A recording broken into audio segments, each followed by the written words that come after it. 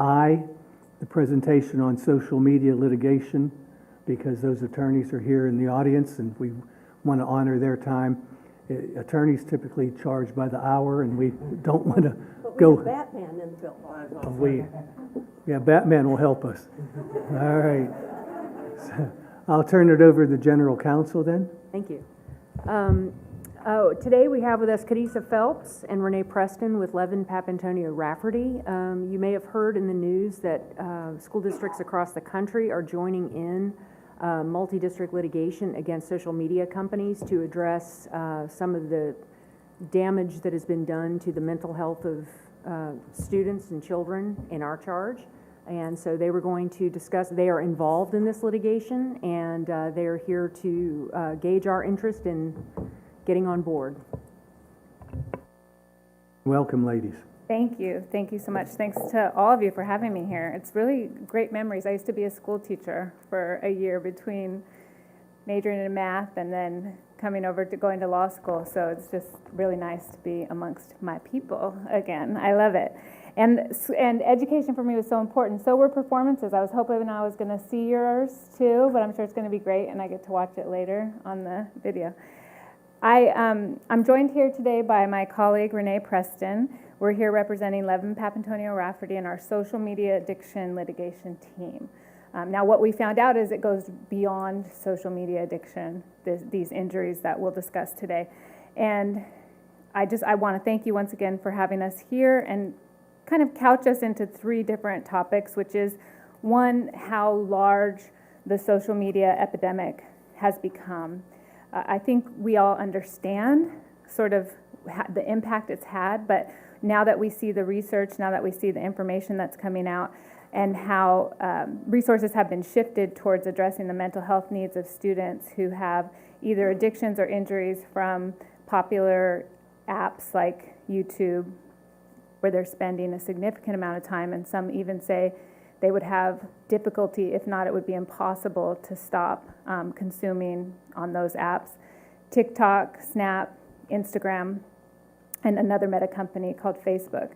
So the science that is behind this supports that there are damages to our children. So far we've been filing cases on behalf of the injured victims who have injuries such as eating disorders.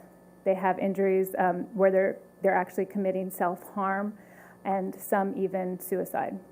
And so these are significant and severe injuries, and we're representing families and those children in those cases.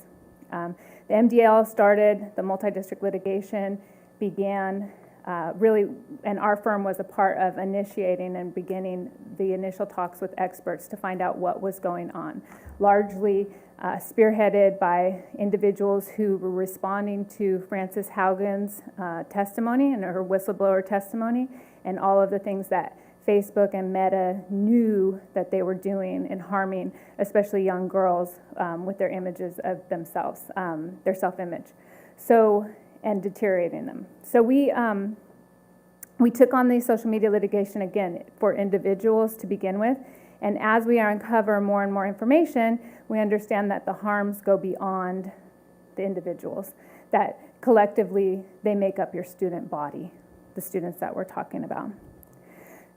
So the things that we have uncovered with our experts and with the whistleblowers and through congressional hearings that you might have seen are really reprehensible. There's an executive at Facebook talking about young people being like herd animals, to which I said, no educator ever said that, right?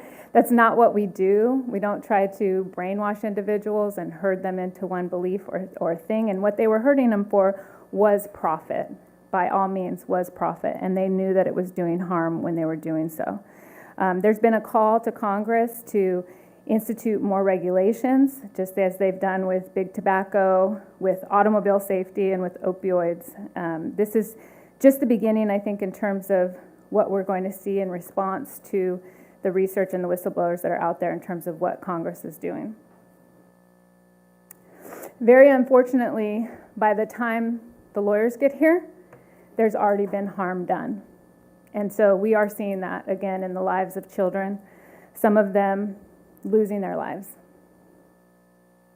Some of them losing all hope, some of them losing their potential, their goals, their drive, and ultimately, why we're here today, losing a chance at their education and their future.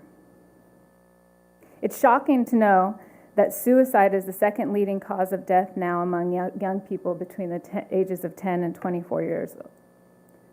10 is too young. Between 5 and 11-year-olds, it's the 8th leading cause of death. Well, that was in 2017. It's actually gone up since then. Between 2018 and 2019, so this is pre-pandemic, there was a 55% increase in the need for safety plans for children 6 to 13 who were at risk of hurting themselves. This is not a coincidence. It's not just a group of teenagers acting out of control. This has become the norm. You could say it was even a perfect storm, because at the same time that social media companies were figuring out how to get more eyeballs and get those herd animals to use their products, we also saw large pornography companies unleash free pornography to our youth and destroy them in another way. There's a 17% increased likelihood that someone addicted to pornography will actually take their own life. So again, the perfect storm.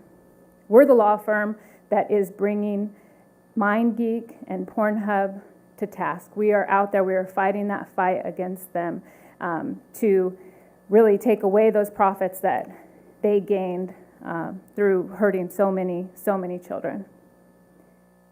We see the large harms in the cases that we're filing individually, but we still need to address depression, anxiety, other things that keep people from school, the absenteeism, the self-loathing, the things that don't maybe get diagnosed and that are affecting the school district here, and the schools, each of them, each classroom that's being interrupted, where children are feeling out of control, where they're feeling useless, or they're feeling those feelings that have been documented to be caused by some of these social media companies. There have been vandalism and destruction based on challenges like TikTok challenges that have been out there, so direct harms. Changes in a student's behavior, all the red flags, the loss of interest, the feelings of inadequacy, low self-esteem, significant changes in mood, anger, outbursts, aggressiveness, or being withdrawn, drops in studying time or academic performance, all major warning signs, Changes in eating habits, movement habits, interest in sports and other activities, writing or drawing about death or having suicidal thoughts or ideations. Who knew all of those warning signs and did nothing about them but feed them, and create more of them? That was the social media companies, and that's what we've been able to find out. Over a year ago, we began researching alongside Social Media Victims Law Center, and we started to provide a platform for this work at one of our major conferences where some of our colleagues are this week. At Mass Torts Made Perfect, we were among the first firms to give this idea breath, to give it oxygen. All of the people who said we can't take down Facebook, we can't make them answer, we can't have them do better. We said no. We called them to task, and through many attorneys, experts, and again, whistleblowers have been able to put together strong arguments that are now in front of the Northern District of California in this multi-district litigation. Again, I want to thank you for this opportunity. The social media addiction team includes myself, it includes Kim Adams, our general counsel, Amy Paulos, who is on the leadership in the plaintiff steering committee for the multi-district litigation. We see that cases are being filed daily. Yesterday, I had an update of 9 more cases that were filed, 7 of them out of Kentucky Board of Education, but I just have a list and have all the cases that are being filed by the boards in the school districts, and these are very strong arguments with direct harms that have been happening to the schools. I can go through a list and we can go through the science. I'd love a chance to work with Ms. Odom further, and so would our law firm, and both Renee and I are here to answer any questions that you may have. Mr. Adams? Yeah, I'll start out. I've been saying it for a while. The children we have, children we have are being poisoned by what they see and what they hear. We've talked about it during this book stuff, social media. I think Jeb Bush at the Excellence in Education Conference I attended up out in Salt Lake City, he said no children should access social media until they're 16 or above. And the damage that's being done by these parents allowing their kids to have these TikTok accounts. I believe there's an age limit though, right? Is there an age limit with some of Yes, these and there's also a way for the companies to know if children are supposed to be 13 when they're accessing those and they're really not, because they know that they're not, they can actually tell and they don't intervene. But I agree, it's causing a lot of damage. Yes, and The violent games the kids are playing online, all of it. thank you. Anyone else? Superintendent? So thank you for your presentation. How large do you see this effort? Is this just coming from your firm, or are there other states involved in this effort? Yes, so that's a great question. So state by state, I've reviewed complaints out of San Mateo County Office of Education, where the tech world is housed, Silicon Valley, that area. They have now brought a lawsuit. And also out of Washington, another tech capital, Seattle, Washington, those school districts have brought actions now. And they were some of the first. And now we're seeing, like I said, there's 6 from Kentucky, there are 2 from New Jersey, there's another from Arizona, and so we're seeing the list grow. Again, that was yesterday that I got the update of 9 more, so there's 14 total, I believe, right now that have been associated or tagged into that multi-district litigation, because there's common questions of fact that will be answered in that multi-district litigation. They're getting tagged into that group right now. So as you had mentioned Kentucky in your presentation, with some of these states, is it one firm, or could it be multiple firms that? Working with Renee Preston. There's a consortium of firms that we're working with, so we have a nationwide reach. So that information as far as experts in the science and everything else and preparing for these in the multi-district litigation, we're able to share all of that information and work together as a team. So you're not just hiring Levin Papantonio Rafferty, you're hiring an entire team of people to work with. And so then the research that you are utilizing is also, that's a nationwide platform, correct? Experts work with usually the entire group in an MDL. So it's because we're on leadership, we have some say about that, and we have some input. Okay.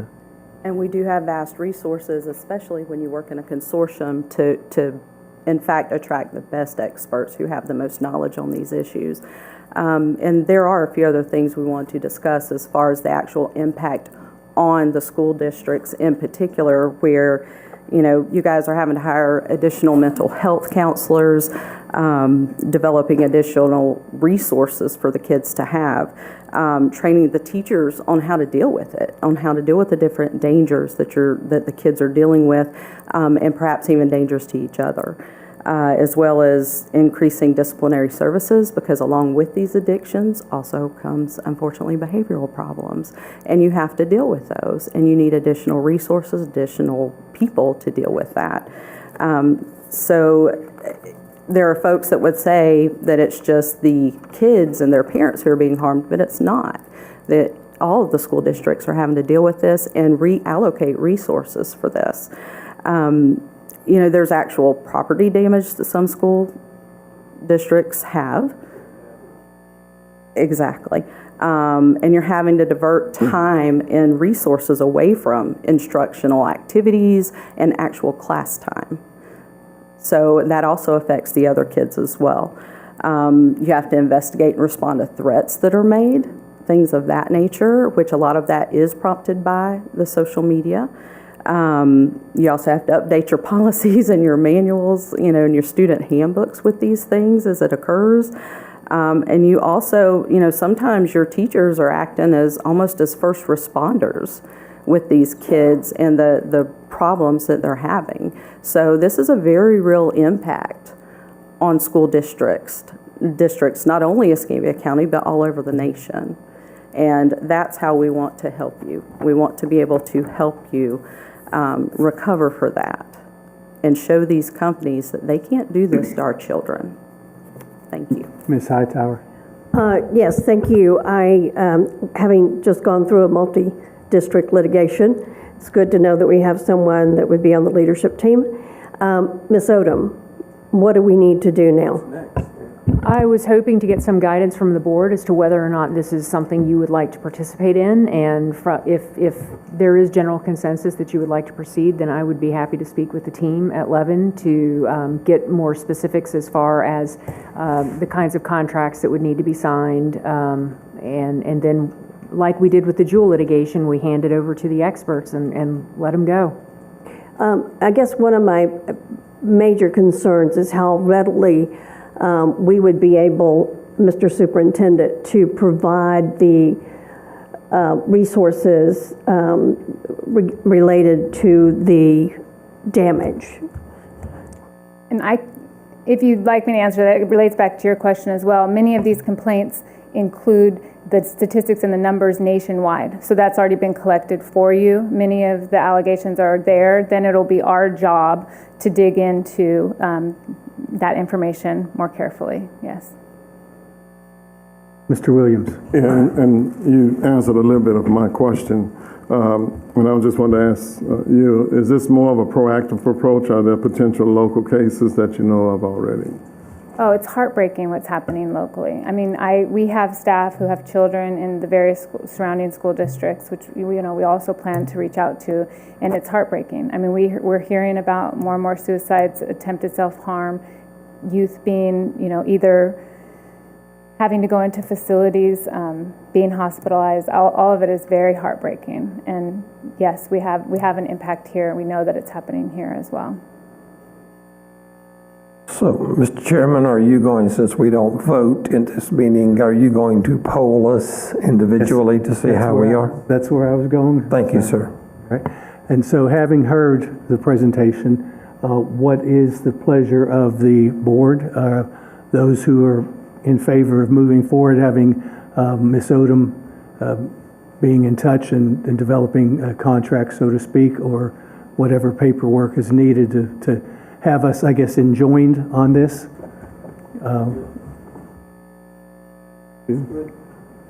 Yes, ma'am. We will go forward. Well, thank you all. This is just heartwarming that we can do something about it. Thank you so much. Thank you.